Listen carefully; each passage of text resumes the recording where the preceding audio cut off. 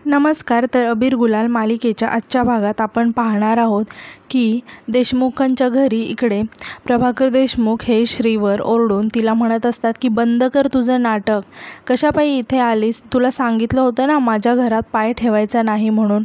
मग अगस्त्य प्रभाकर देशमुखांना रागाने म्हणतो की बस काका, खूप ऐकून घेतलं. मग अगस्त्यकडे बघून श्री अगस्त्यला खुणावून शांत व्हायला सांगते.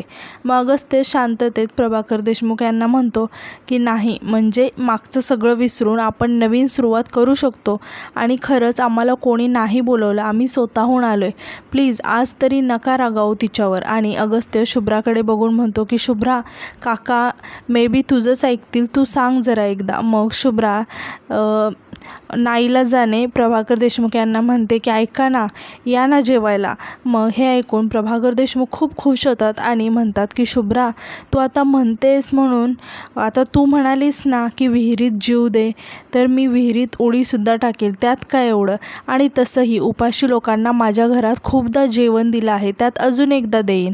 आणि ते जेवायला बसायला जातात. तितक्याच श्री म्हणते की मी वाढते तुम्हाला. मग प्रभाकर देशमुख रागाने श्रीला म्हणतात की काही गरज नाही आहे, माझी लेक आहे, मी माझ्या लेकीच्या ताटात खाईन. असं म्हणून ते शुभ्राजवळ जातात आणि तिच्याजवळ बसतात. यानंतर आजी श्रीला म्हणते की आता तरी तू नाव घे चल. मग अगस्त्यसुद्धा म्हणतो की हो हो, श्री आधी घेईन नाव. मग श्री खूप सुंदर असं नाव घेते. यानंतर अगस्त्यसुद्धा खूप छान असं नाव घेतो, म्हणजे उखाणा. सगळेजण खूप खुश असतात, मात्र शुभ्रा खूप रागाने बघत असते. आता यानंतर श्री अगस्त्यला जेवणाचा घाससुद्धा भरवते आणि अगस्त्यसुद्धा श्रीला.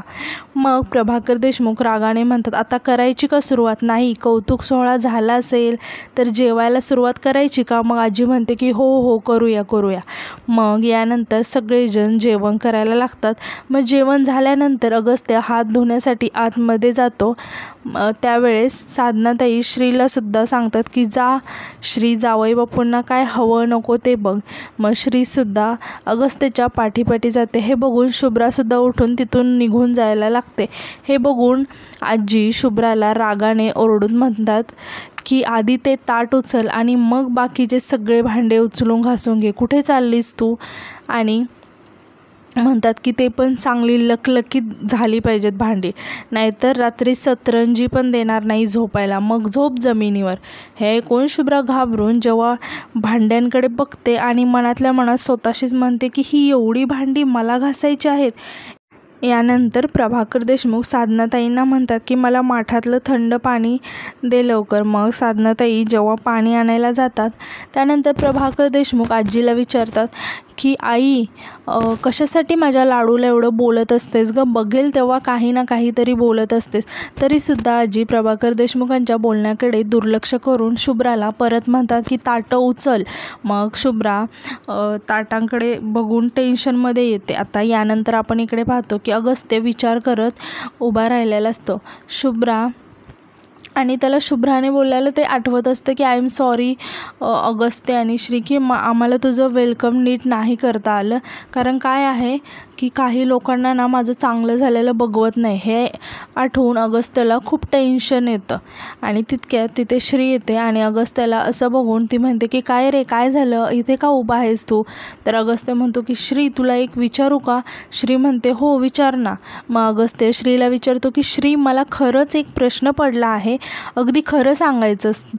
मग शुभ्राला तू इथे पाठवलं. मग श्री आश्चर्याने अगस्त्याकडे बघत म्हणते नाही, पप्पा घेऊन आले तिला, आईशी बोलणं झालं फोनवरती तेव्हाच मला कळालं. आणि ती अगस्त्याला विचारते की पण तू का असं विचारतोयस, तुला काय म्हणाली का ती. मग अगस्त्य तिला म्हणतो की ती कशाला म्हणेल, मी आपलं सहज विचारतोय. मग यानंतर श्री अगस्त्याला म्हणते की ते जाऊ दे, जावई बापू हात पुढे करा, आईने हातावर पाणी घालायला सांगितलं, इतकं लहान आहे की हातसुद्धा धुता येत नाहीत. यानंतर श्री मुद्दाहून अगस्त्याच्या अंगावरती पाणी उडवते. अगस्त्य श्रीवरती ओरडतो. श्री म्हणते की अरे नाही नाही, मुद्दाम नाही केलं, ते चुकून झालं. मग अगस्त्यसुद्धा म्हणतो की हो मला माहिती आहे, चुकून नाही केलं, मुद्दामूनच केलं, तू चुकून खोटं बोलू नको. मग श्री सॉरी म्हणते आणि अजून एकदा अगस्त्याच्या अंगावरती पाणी टाकते. मग अगस्त्यसुद्धा श्रीच्या अंगावरती पाणी उडवतो. तर दोघांची मस्ती चालूच असते. तितक्यात तिथे शुभ्रा खरकटी भांडी घेऊन येते. शुभ्राला असं बघून श्री आश्चर्याने बघायला लागते आणि अगस्त्यला म्हणते की अगस्त्य, तुझी आई तिकडे वाट बघते, जा तू.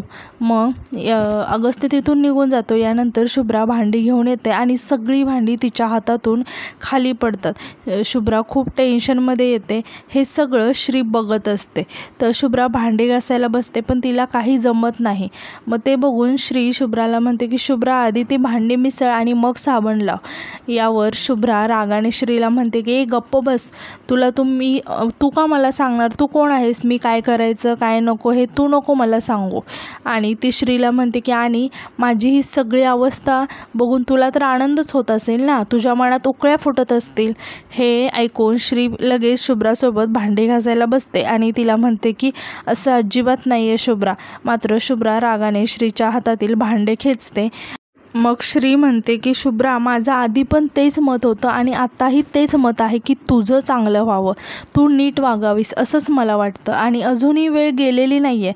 माणसाला संधी एकदाच मिळत असते आणि त्या संधीचा उपयोग करायचा असतो. आपल्याला जर वाटत असेल ना की आपल्याकडून चूक झाली आहे तर माणूस त्या चुका सुधारू शकतो. पुढे ती शुभ्राला म्हणते की हे बघ शुभ्रा, हे सगळे आहेत ना, आई पप्पा आजी, हे सगळे मनानं खूप साप आहेत.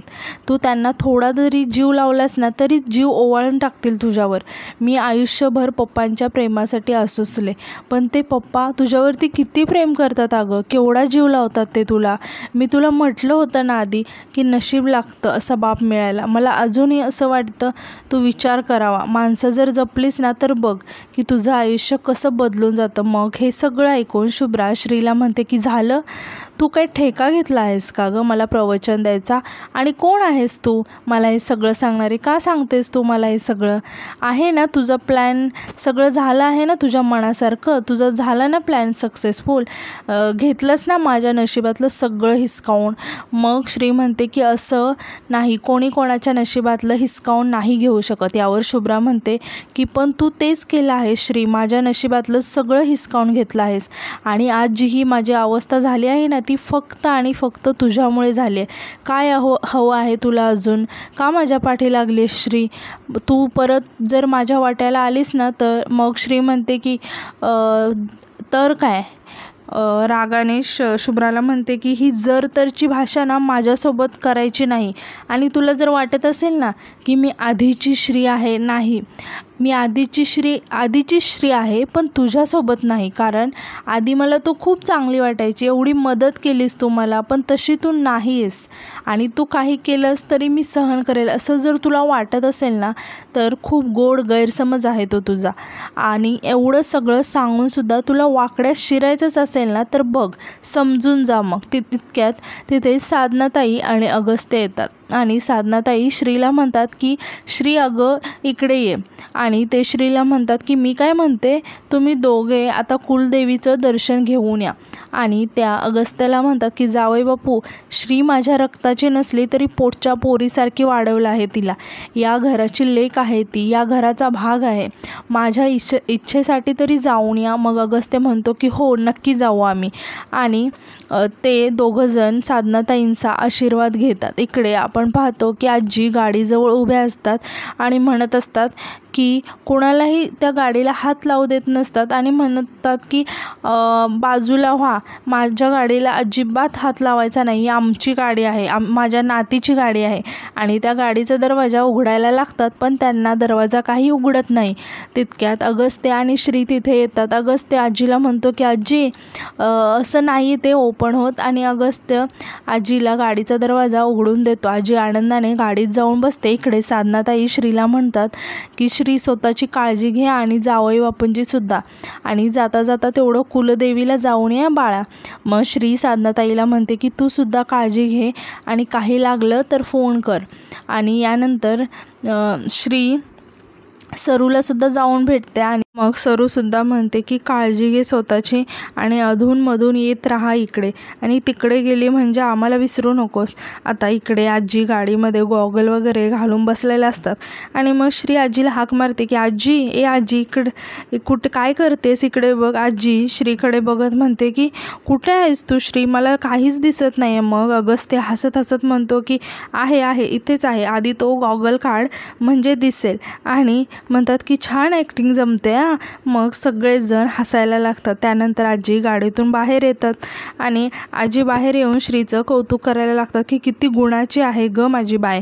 आणि ते श्रीला स्वतःची आणि जावई बापूंची काळजी घ्यायला सांगते आणि म्हणते की या गाडीची पण काळजी घ्या, खूप मोठी आहे ना गाडी. मग अगस्त्य म्हणतो की हो, रोज पुसायला लावतो तिला, चालेल का. मग आजी श्रीला म्हणतात की बरं तुला गाडीत कसं बसायचं आहे ते माहिती आहे का. तर श्री म्हणते की नाही ग, नाही माहिती आहे मला. मग आजी म्हणतात की थांबा मी दाखवते कसं बसायचं. आणि आजी गाडीत बसायला लागतात. तितक्या साधनाताई म्हणतात की आई. मग आजी साधनाताईंवर ओरडून म्हणतात की काय आई करते, मी श्रीला दाखवते कसं गाडीत बसायचं असतं ते, आणि त्या श्रीला कसं गाडीत बसायचं असतं हे समजावून सांगत असतात. मग सगळेजण हसायला लागतात. यानंतर श्री गाडीमध्ये बसते आणि अगस्त्यसुद्धा सगळ्यांना बाय करून गाडीमध्ये बसतो. श्री सगळ्यांना बाय करून जाते. यानंतर श्री तिथून निघून जेव्हा जाते तेव्हा शुभ्रा इकडे रागारागाने आतमध्ये जायला लागते आणि स्वतःशीच मनात म्हणते की खरंच खूप झालं, पाणी नाकातोंडापर्यंत आले आणि हे जर असंच चालू राहिलं ना तर एक दिवस जीव जाईल तुझा आणि तू काहीच करू शकणार नाहीस. बघितलं ना ती श्री किती तोऱ्यात आली होती, किती महागड्या गाडीत बसून, आणि जी लोक तिच्या विरोधात होती तीसुद्धा तिला सपोर्ट करायला लागली. ती असं सगळ्यांवरती प्रेमाची जादू करणार आणि तू फक्त बघत बसणार. शुभ्रा विसरू नकोस, जे तुझं होतं ते सगळं दूर गेलं. मग तू अशी शांत का आहे शुभ्रा, आणि तू ही अशी कोणाच्या तालावर नाचणारी आणि भांडी घासणारी नाही आहेस. हे बघ, आत्ताच वेळ आहे, आत्ताच संधी साध आणि असं काहीतरी कर की श्री तुझ्या तालावरती नाचेल आणि तुझ्यावर झालेल्या अपमानाचा बदला तुला घेता येईल. शुभ्रा काहीतरी कर शुभ्रा, असं म्हणून ती खूप हायपर झालेली असते आणि ती म्हणते की इथून काही करून तुला बाहेर पडावंच लागेल. आणि विचार करत म्हणते की काय करू मी, कुणाशी बोलू, असं म्हणून ती खूप टेन्शनमध्ये येते आणि परत एकदम खुश होऊन म्हणते की हां, एक व्यक्ती आहे शुभ्रा की जी तुला या परिस्थितीतून बाहेर काढू शकेल. आणि शुभ्रा खूप खुश होते आणि आजचा भाग इथेच संपतो. तर तुम्हाला माझे रिव्ह्यूज कसे वाटतात हे कमेंटमध्ये नक्की सांगा आणि आपल्या चॅनलला सबस्क्राईब करायला विसरू नका. धन्यवाद.